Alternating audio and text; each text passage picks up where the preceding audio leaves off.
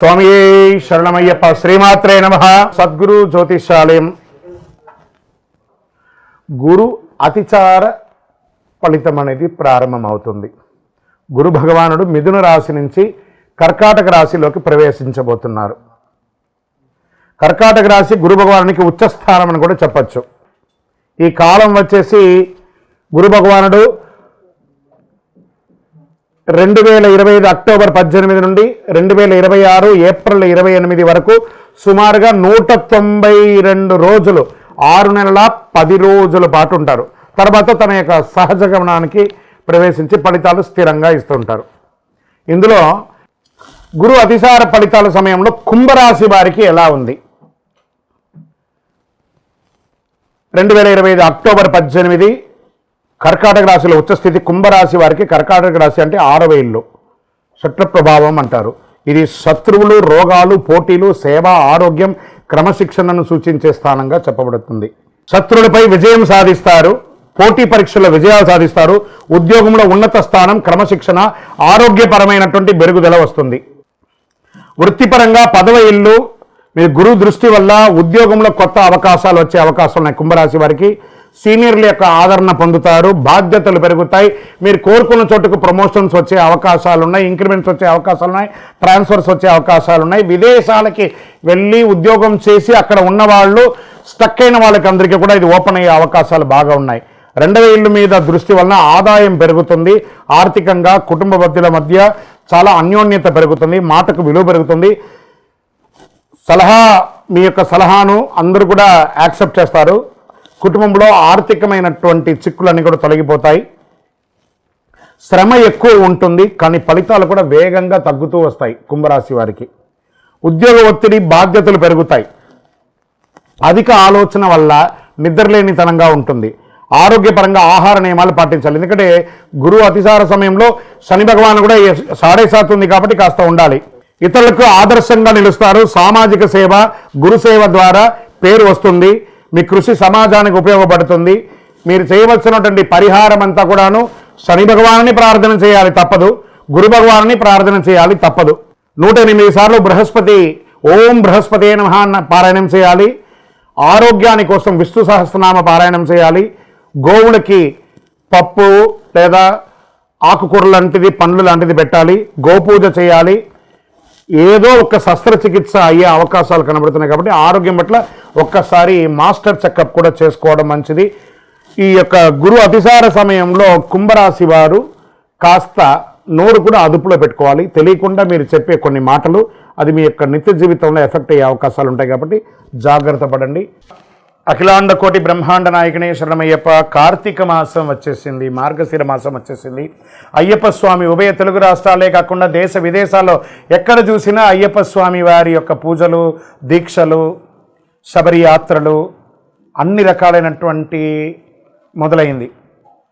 మన యొక్క ఛానల్ ద్వారా ఇంక కొంచెం రీచ్ అవ్వాలని చాలామంది మాల వేసుకున్న వాళ్ళకి ఎన్నో ధర్మ సందేహాలు ఉన్నాయి.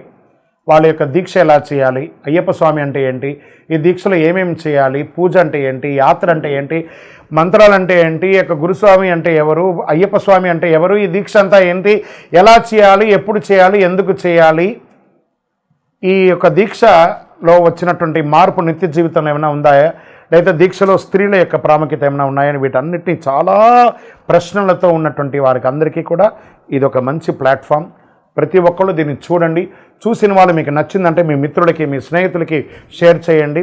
ఇది ఆధ్యాత్మికమైనటువంటిది కదా. మన ఛానల్ పక్కనే గంట గుర్తుంది కదా, దానిలో ఒక గంట కొట్టేసాను గట్టిగా, అన్నీ కూడా మీకు వచ్చేస్తుంది. మన ఛానల్ని సబ్స్క్రైబ్ చేసుకోండి. శరణమయ్యప్ప. అయ్యప్ప దీక్షలో ఉన్న వాళ్ళు రోజుకి ఎన్నిసారి భోజనం చేయాలి? ఏకభుక్తం, ఒకటేసారి భోజనం చేయాలి అని చెప్పారు. దొరికింది కదా అని చెప్పి ప్లాట్ఫామ్ వెంబడి రోడ్ల మీద నిలబడుకొని తినడాలు, ఎక్కడ పడితే అక్కడ తినడాలు, ఉదయం ఒక టిఫను, మధ్యాహ్నం భోజనం, రాత్రి భోజనము, మళ్ళీ దీక్షలో ఆయిల్ ఫుడ్స్ అన్నీ తిని ఉపయోగం లేదు. మరి దీక్ష తీసుకుని లాభమైంది.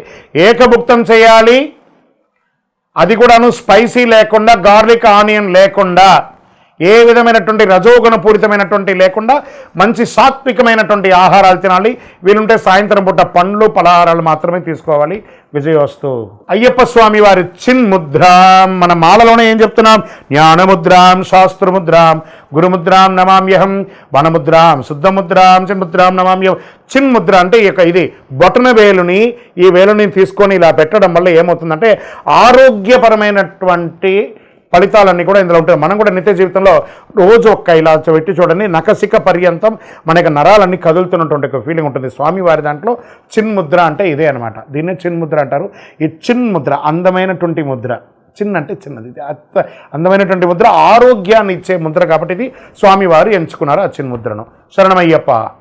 ఇది మీకు విదేశాల్లో ఆలయాలు ఉండదని చెప్పడం తప్పండి. వర్జీనియా, లేకపోతే వాషింగ్టన్ డీసీ, లేకపోతే న్యూజెర్సీ, న్యూయార్క్, మన దీంట్లో అమెరికాలోనూ మంచి అతి విపరీతమైనటువంటి చలి ఉన్నటువంటి స్విట్జర్లాండ్లోనూ, ఆస్ట్రేలియాలోనూ, దేశ విదేశాల్లోనూ, కెనడాలోనూ, అన్ని దేశాల్లోనూ అయ్యప్ప స్వామి దేవాలయాలు ఉన్నాయి.